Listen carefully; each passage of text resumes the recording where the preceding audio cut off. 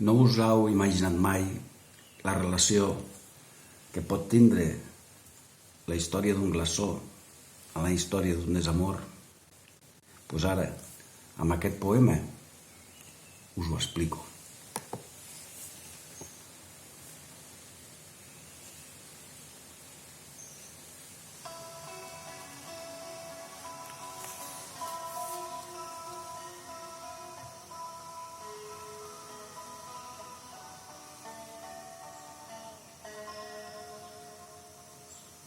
Et sabies un diamant, d'aquells admirats, perfectíssim, indestructible a les càbales dels maldients, quan el blatí del cor d'aquella que et tastava no era debades.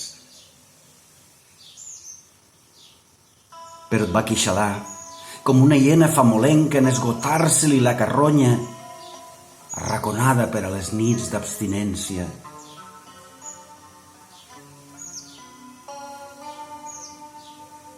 I vas escoltar el lleuger cruixir dels cristalls i et vas veure ofegar lentament, com l'espessor de la saliva, quan no diuen les paraules, i et vas arraulir al fons, sense fer soroll. En la foscor d'un racó de la barra, apartat de res i pendent de tot,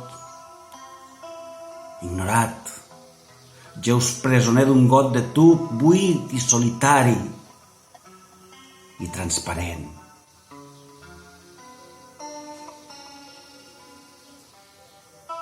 I et vas fonent amb les restes àcides i amargants del bocí de llimona rosegat, com tu, i la ferum d'alcohol barat que encara traspua dels finíssims murs de cristall que et separen la vida de la mort. No valen subterfugis quan veus que en aquest cau ningú no et desitja i passes de glaçó saborós a una aigua tíbia, bruta i rebregada que ningú vol degustar.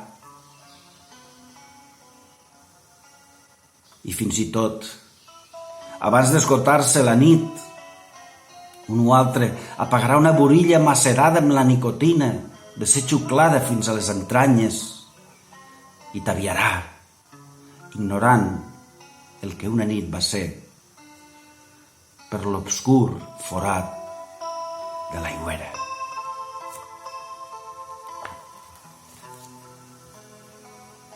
Versos d'argila.